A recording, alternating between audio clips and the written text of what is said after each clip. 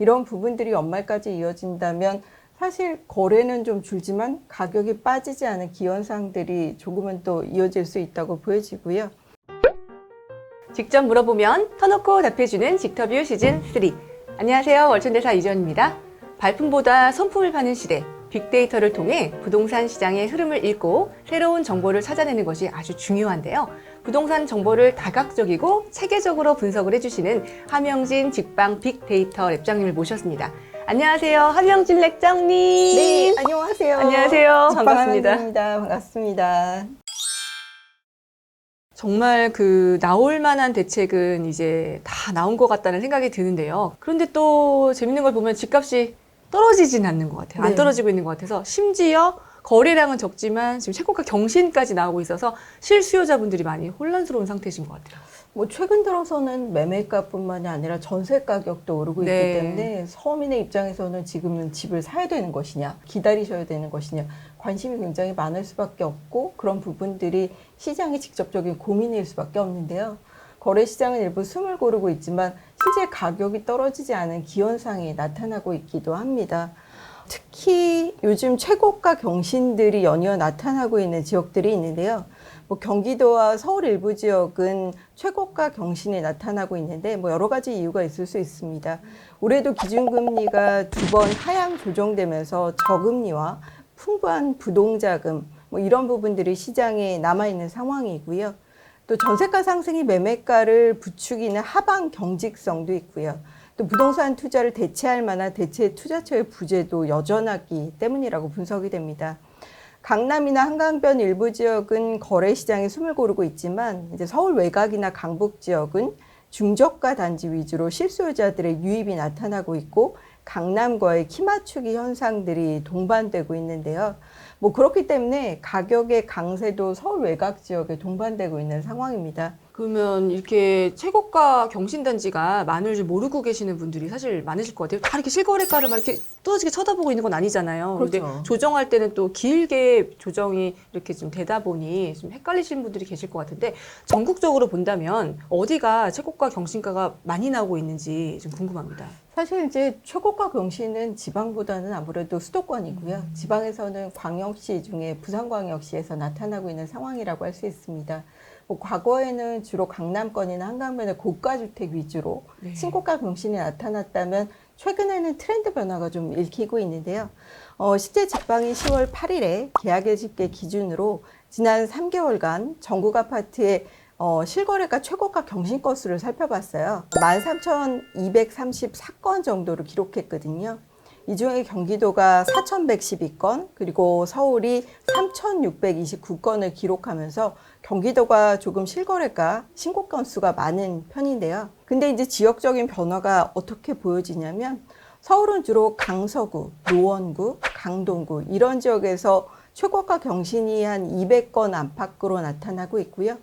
경기도 같은 경우는 예전에는 이제 성남 분당 이런 지역에서 신고가가 나타났다면 지금은 화성시, 부천시, 김포시 이런 비규제 지역이라든지 교통망 확충 지역지 위주로 신고가가 나타나고 있습니다. 지방 같은 경우는 아무래도 광역시인 이제 부산, 대구, 대전 이런 지역에서 신고가 경신 움직임들이 동반되고 있는데요. 거래 시장의 수요자의 움직임들이 이런 지역에 집중되고 있기 때문에 신고가 경신 지역을 살펴보셔도 좋을 것으로 보여집니다. 확실히 대출 규제가 좀 영향이 있었던 것 같고 좀 제가 눈여겨본 것은 김포가 정말 역시 놀랍네요. 일단 규제 지역 확대라든지 부동산 대출, 세제 강화에서 상대적으로 과열되고 있었던 수요자들, 특히 3040 세대의 패닉바잉 같은 경우는 정부의 규제를 피해서 좀 비규제 지역으로 이동하는 패턴들이 보여지고 있기도 하고요.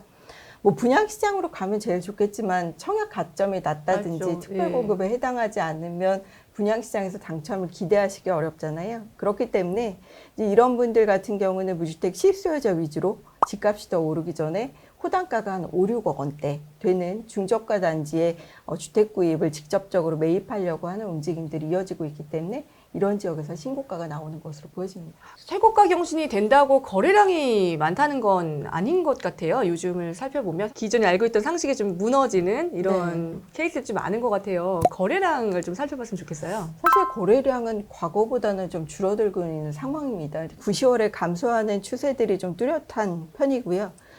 전국 아파트 매매 실거래량을 이제 계약일 기준으로 집계를 해보면 지난 6월에 한 10만 5,727건 정도를 기록했던 거래량이 7월에는 7만 4,330건 정도로 줄었고요.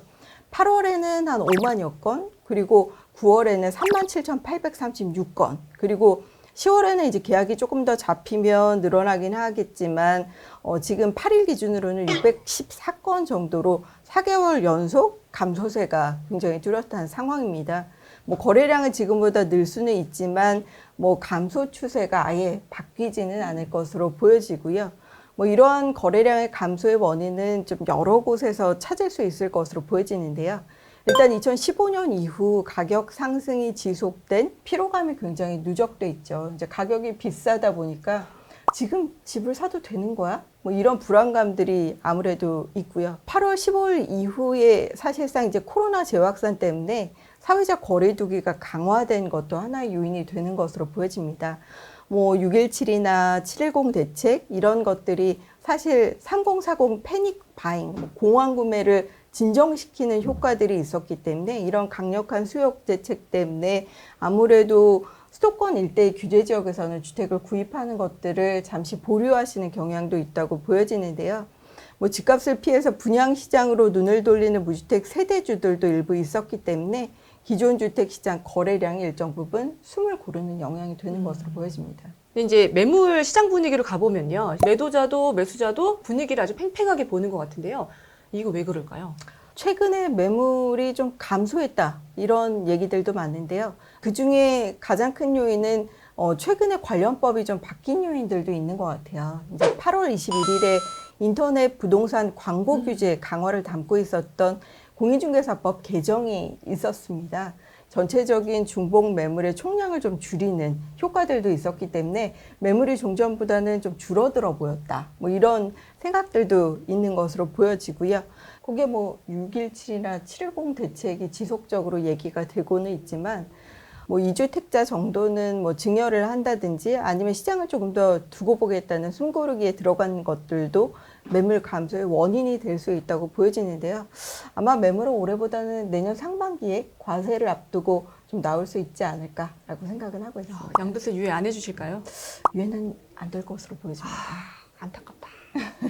사실은 추석을 전후로 해서 시장이 약간 누그러질 것이다 라는 예측을 좀 했었는데요. 네. 생각보다 장이 좀 느리고 천천히 가는 것 같아요. 그러면 연말까지 이런 시장 분위기가 쭉 이어질지 단기적인 집값 전망 어떻게 보세요?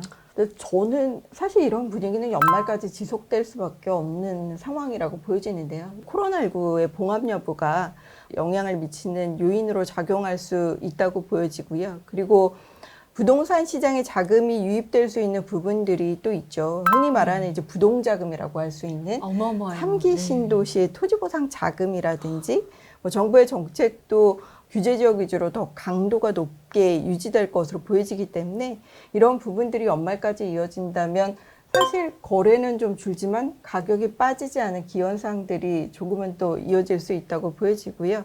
또 지역별로 수요자 양극화가 굉장히 강한 상황입니다. 뭐 중저가 가격이라든지 저평가 지역 같은 경우는 실소유자 유입들이 좀 꾸준한 편이라고 할 수 있겠고요. 그리고 역세권이라든지 입주권, 그리고 5년 이하의 신축 위주로 살펴보시면 좋을 것으로 보여지는데요. 요즘 이제 똘똘한 하체에 대한 얘기가 다시 나오고 있는 것으로 보여져요. 실수요 목적에서 실거주를 하면서 미래의 자산가치 상승이 예상되는 지역 같은 경우는 오히려 강보합이 유지되는 현상들도 동반되고 있거든요. 그래서 수요자 입장에서는 비교적 공급이 희소한 곳, 그리고 전세 가격이 오르는 곳, 그리고 신축, 뭐 이런 부분의 패턴들, 교통망이 확충되는 지역, 이런 부분들을 꼼꼼하게 살펴보실 필요가 있을 것으로 보여집니다. 지금 언급해 주신 그런 입주 물량이라든가 교통망의 신설이라든가 이런 것들은 우리 직방 어플에서 다 확인이 가능한 물론입니다. 네, 그렇습니다. 이번 시간에는 함영진 직방 빅데이터 랩장님을 모시고요. 최근 시장의 분위기와 그다음에 4분기 전망까지도 좀 들어봤는데요. 데이터로 보니까 좀 더 와닿는 것이 있는 것 같습니다. 다음 시간에는요, 많은 분들이 관심이 있을 분양시장에 대해서도 이야기를 좀 더 나눠보도록 하겠습니다. 오늘 영상도 도움이 되셨다면, 좋아요, 다음 편이 기대되신다면 구독 부탁드립니다. 그럼 다음 주에 뵙겠습니다. 감사합니다. 감사합니다.